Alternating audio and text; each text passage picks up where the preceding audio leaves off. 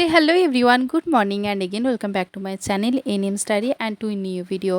আজ তোমাদের জন্য আরেকটা দারুণ প্র্যাকটিস সেট নিয়ে চলে এসেছি। আজকে আমরা প্র্যাকটিস করব ইংলিশের একটা সেট। তো চলো বেশি না বকে ভিডিওটা একদম শুরু করা যাক। প্রথমেই তোমাদের জানিয়ে রাখি যে এক্সামে ইংলিশ থেকে 15 মার্কস থাকতে চলেছে। তো এরপর চলে আসছি আজকে প্রথম প্রশ্নে।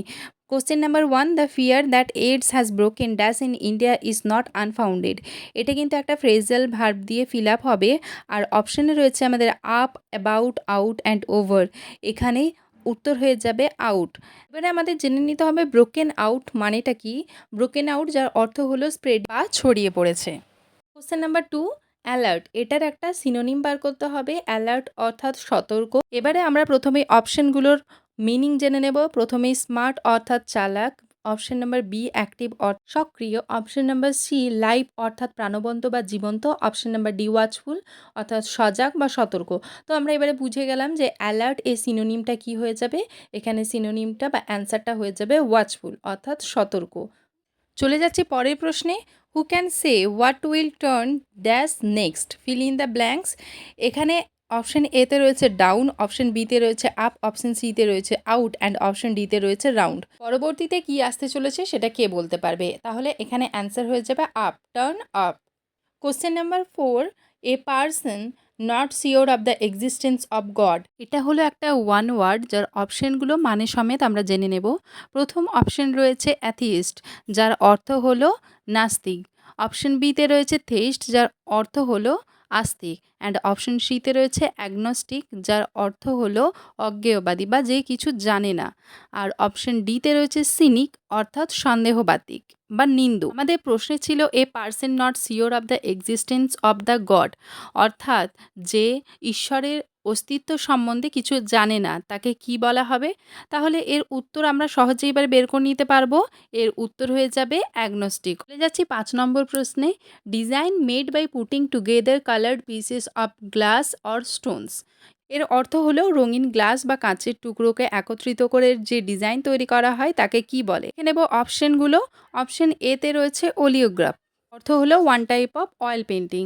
অপশন বিতে রয়েছে মোজাইক, অর্থ হলো রঙিন কাঁচের টুকরো বা পাথরের টুকরো দ্বারা তৈরি ডিজাইন। অপশন সিতে রয়েছে ট্রেসারি যার অর্থ হলো পাথরের ওপর কারুকার্য। এবং অপশন ডিতে রয়েছে রিলিফ যার অর্থ হলো পাথর বা ধাতুর ওপর তৈরি কারুকার্য। তো আমরা তো অপশন বি অর্থাৎ মোজাইক সঠিক অ্যান্সার পেয়ে গেছি, তবুও আমাদের বাকি অপশনগুলোর মানে জেনে রাখা কিন্তু অত্যন্ত জরুরি। এর কারণ আমাদের হতেই পারে এই কোশ্চেনটায় ঘুরিয়ে অন্য রকমভাবে দিতে পারে, তাই প্রত্যেকটা মানে জানা থাকলে অন্যভাবে ঘুরিয়ে প্রশ্ন দিলেও কিন্তু আমরা তার উত্তর অনায়াসে করতে পারবো। Question number 6, I remember my sister taking me two the museum. এটা একটা ভয়েস চেঞ্জ। এবার চলো অপশনগুলো প্রথমে দেখে নিই। I remember taken to the museum by my sister. I remember my self being taken to the museum by my sister. I remember I was taken to the museum by my sister. And option 4, I remember being taken to the museum by my sister. একটা সহজ উপায় বলি দেখো, প্রথমেই চারটাতেই কিন্তু I remember রয়েছে, সুতরাং অ্যান্সারেও ফার্স্টে বসে যাবে আই রিমেম্বার। এরপরে দেখো দুটো কাজ এখানে রয়েছে। আই রিমেম্বার যেটা কিন্তু অলরেডি বসে গেছে, আর সেকেন্ড কাজ হচ্ছে মিউজিয়ামে গিয়েছিলাম। যেহেতু এখানে টেকিং আছে তাহলে তার বদলে অবশ্যই বসবে বিং টেকেন। লাস্ট পোর্শন যেটা পড়ে রইল মাই সিস্টার, কে নিয়ে গিয়েছিল, তো এখানে অ্যান্সার হয়ে যাবে বাই মাই সিস্টার। তাহলে দেখো পুরোটা যোগ করলে কিন্তু চলে আসছে অপশন ডি সঠিক উত্তর, অর্থাৎ I remember being taken to the museum by my sister. চলে যাচ্ছি question number 7, the word genocide means. Genocide কথার অর্থ হলো গণহত্যা। এবার অপশনগুলো দেখে নিই। অপশন এতে রয়েছে রেসিয়াল কিলার, অর্থ হলো একটা জাতির হত্যা। অপশন বিতে রয়েছে মার্ডার যার অর্থ হলো হত্যা। অপশন সিতে রয়েছে সাইড যার অর্থ হলো আত্মহত্যা। এবং অপশন ডিতে রয়েছে স্লটার, তার অর্থ হলো বধ করা বা প্রাণী হত্যা করা। এবার নিজেদের অ্যান্সারটা নিশ্চয়ই করতে পারবে। উত্তর হয়ে যাবে অপশন এ অর্থাৎ রেশিয়াল কিলিং। চলে যাচ্ছি পরের প্রশ্নে। আবারও একটা সিনোনিম সেলডাম, যার অর্থ হলো কদাচিৎ। এবার অপশনগুলো দেখে নেব। অপশন এতে আছে রেয়ারলি অর্থাৎ কখনো সখনো। অপশন বিতে আছে ডেইলি অর্থাৎ প্রতিনিয়ত। অপশন সিতে আছে অফেন অর্থাৎ প্রায়শই। অপশন ডিতে আছে নেভার যার অর্থ হলো কখনোই না। তাহলে এখানে আমাদের সঠিক উত্তর হয়ে যাবে অপশন এ অর্থাৎ রেয়ারলি। যাচ্ছি কোশ্চেন নাম্বার 9-এ। এটা একটা fill in the blanks. The mother was concerned dash the safety of her child. Option আছে at, about, for and upon. এখানে কিন্তু উত্তর হয়ে যাবে অ্যাবাউট।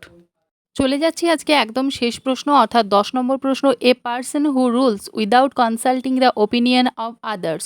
অর্থাৎ যে ব্যক্তি কারোর ওপিনিয়ন ছাড়াই শাসন চালায় তাকে কি বলা হয়? অপশন এতে আছে ডেমোক্র্যাট অর্থাৎ গণতন্ত্রবাদী। অপশন বিতে আছে বিউরোক্র্যাট অর্থাৎ আমলাতন্ত্রবাদী। অপশন সিতে রয়েছে অটোক্র্যাট অর্থাৎ একনায়কতন্ত্র বা যে একা শাসন করতে পছন্দ করে। অপশন ডিতে আছে ফেনাটিক অর্থাৎ ধর্মান্ধ ব্যক্তি। তাহলে বুঝতেই পারছো আমাদের এখানে অ্যান্সার হয়ে যাবে অটোক্র্যাট অর্থাৎ যে একা শাসন করতে পছন্দ করে। তো এর সাথেই শেষ হলো আজকের আমাদের 10টি গুরুত্বপূর্ণ বাছাই করা প্রশ্ন এবং উত্তর ইংলিশ থেকে। তোমাদের ভিডিওটা কেমন লাগলো অবশ্যই জানিও। এরম আরও অনেক সুন্দর সুন্দর ইম্পর্টেন্ট প্র্যাকটিস সেট পেতে গেলে আমার চ্যানেলটাকে অবশ্যই সাবস্ক্রাইব করে রেখো আর প্রত্যেকটা ভিডিও প্রথম থেকে শেষ পর্যন্ত দেখো এবং নিজেরা অ্যান্সার করার চেষ্টা করো আর তার সাথে সাথেই কিন্তু নিজেদেরকে মার্কসটাও দাও। তো আজকের ভিডিও এখানেই শেষ করলাম, দেখা হচ্ছে পরে কোনো ভিডিওতে। আজকের মতো টাটা।